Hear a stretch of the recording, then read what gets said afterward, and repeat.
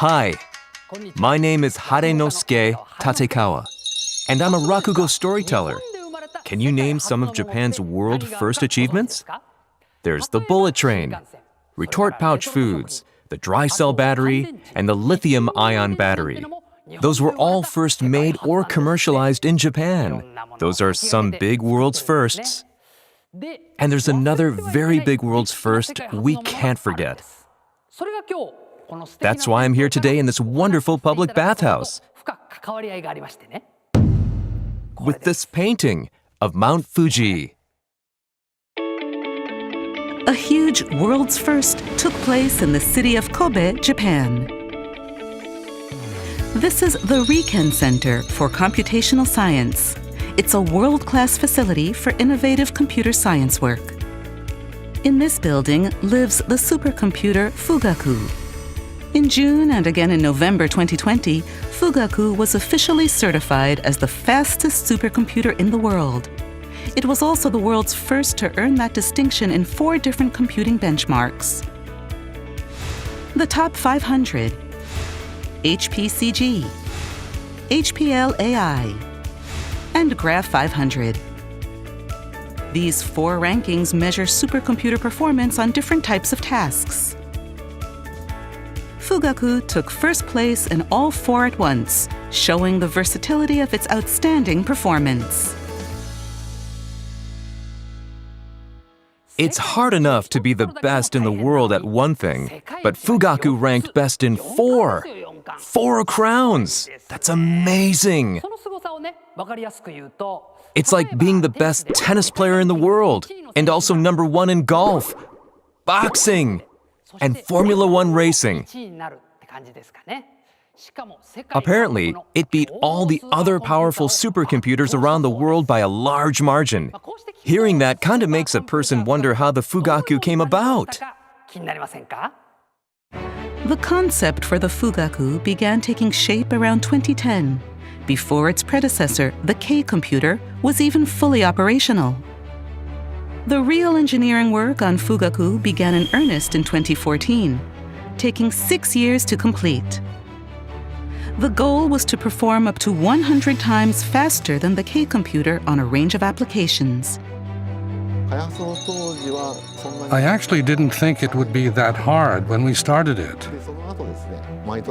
And almost every year, another obstacle arose, and we would clear it.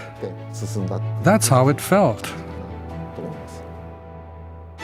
The first thing they worked on was designing the CPUs, which are the brains of a supercomputer. They outfitted the CPUs with some new technologies. Supercomputer design veterans Fujitsu used state-of-the-art ultra-thin 7-nanometer production techniques to equip the CPU with 48 cores. That's 6 times as many as on the K computer.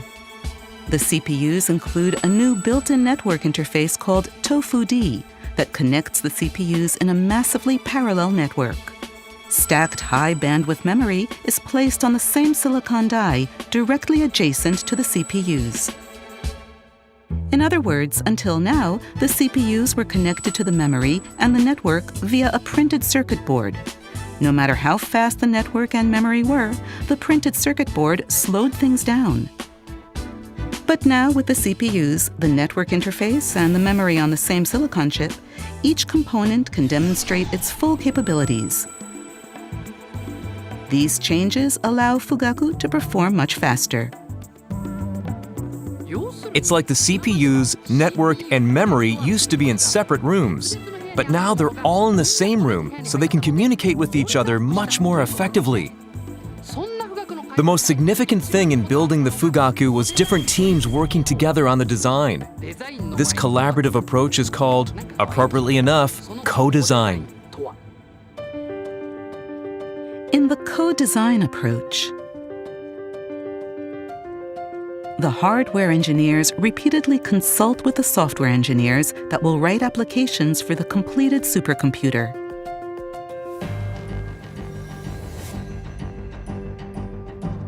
Each team responds to the other's opinions and requests.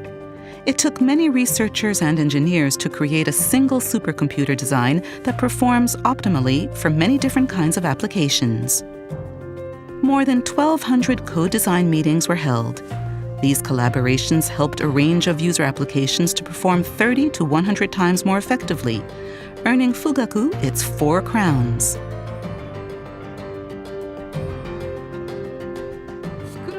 So, the Fugaku creators and the users got together and shared their opinions with each other. That's co-design. Makes sense to me. The CPU they designed uses the same ARM instruction set as many smartphones and game machines all over the world. That means it's technically possible to run your favorite smartphone apps on Fugaku. So, it sounds like we have a sort of connection to Fugaku. But they say the performance is equivalent to 20 million smartphones. 20 million! Maybe some of you have already figured out why I'm in a typical Japanese public bathhouse with a picture of Mount Fuji today. That's right, Fugaku is another name for Mount Fuji, the tallest peak in Japan. That height represents the high performance of Fugaku, and the wide base represents its broad versatility. The hallmarks of supercomputer Fugaku are just like Mount Fuji's.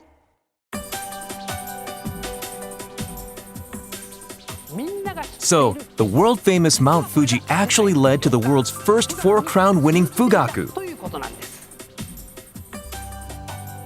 But there are other reasons why Fugaku is Fugaku.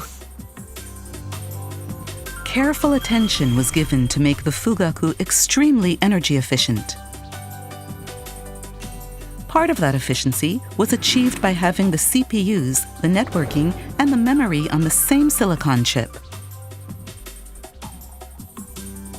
The Fugaku CPUs also have a feature called power control knobs that can dynamically regulate power usage, so they consume only about 1/3 the power of other general-purpose CPUs.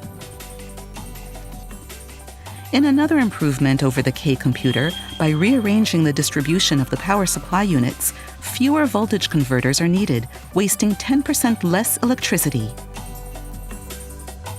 Overall, these changes make the Fugaku nearly 20 times as energy efficient as the K computer. Energy efficiency is actually an important point. I assumed that increasing the computing performance 100 times would require 100 times as much power. But they say Fugaku's power consumption was kept to 30 megawatts maximum, which is only about twice that of the K computer. And in actual operation, it apparently uses about the same amount of power as the K computer. It must have taken a lot of wisdom and ingenuity to get Fugaku to perform as needed while keeping that energy efficiency. The Fugaku's energy-saving system only uses as much power as necessary. As a result, its power consumption fluctuates from less than the K computer up to a maximum about twice that of the K computer. It saves energy, but the amount of power drawn can fluctuate greatly, more than 3 times as much as with the K computer. So, before bringing in the Fugaku, they installed additional transformers on the second floor of the computer building and added many more heat exchangers to boost cooling capacity for the CPUs. The pre-existing electrical equipment couldn't have handled the Fugaku's large power fluctuations. But their experience with the K computer helped them devise a highly dependable electrical system. Facilities are something like a hidden engine. Things are expected to work, but when things go wrong, we can catch a lot of blame. But I feel proud that we're doing something here that no one else is. Fugaku gets additional support from equipment that's hidden from view, but provides a stable foundation. Well, behind-the-scenes assistance is something that's always good to have. There are still more reasons why Fugaku is Fugaku. They say assembling it was quite a challenge. The computer itself was manufactured at Fujitsu IT Products in the city of Kahoku in Ishikawa Prefecture. They knew from the outset that assembling the racks would be time-consuming. To make it faster, they automated processes and added special assembly line equipment and image inspection devices.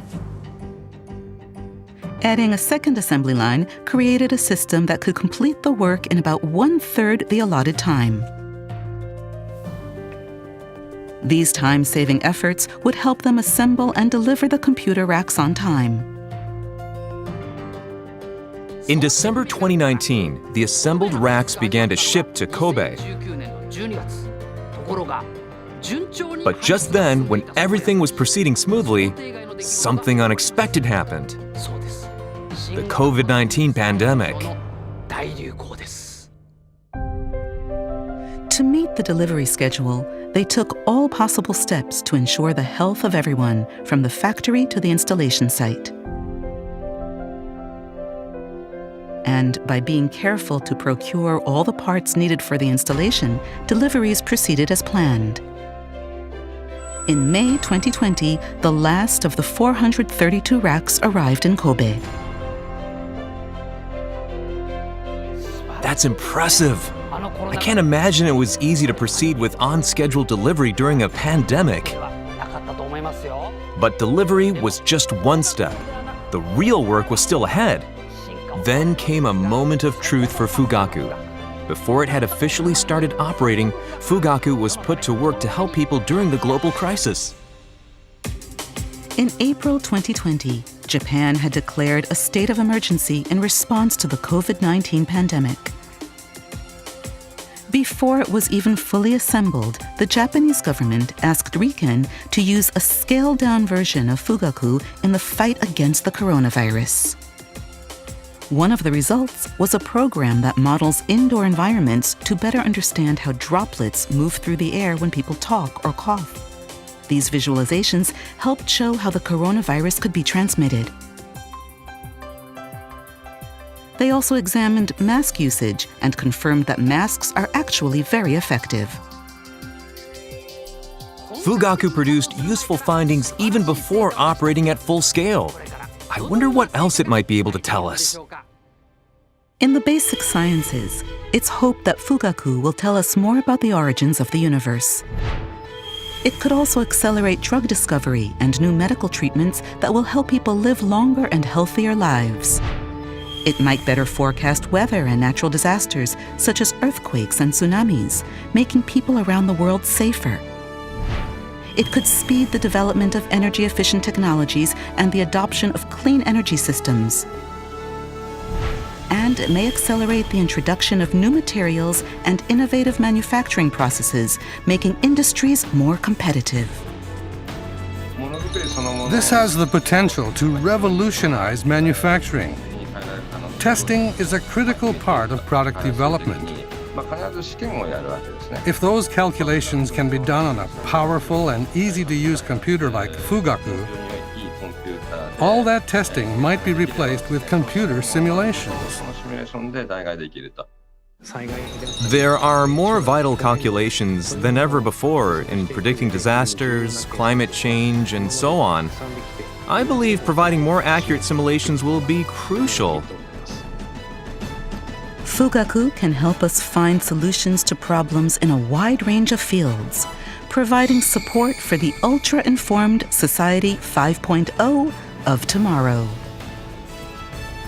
Japan's Society 5.0 initiative is intended to tackle both economic development and societal issues. It aims for a human-centered rather than technology-centered society. Not like the AI and robot-dominated societies we've seen in movies. What a relief. RCCS Director Satoshi Matsuoka shared his thoughts about Fugaku. We built the fastest and easiest to use supercomputer in the world.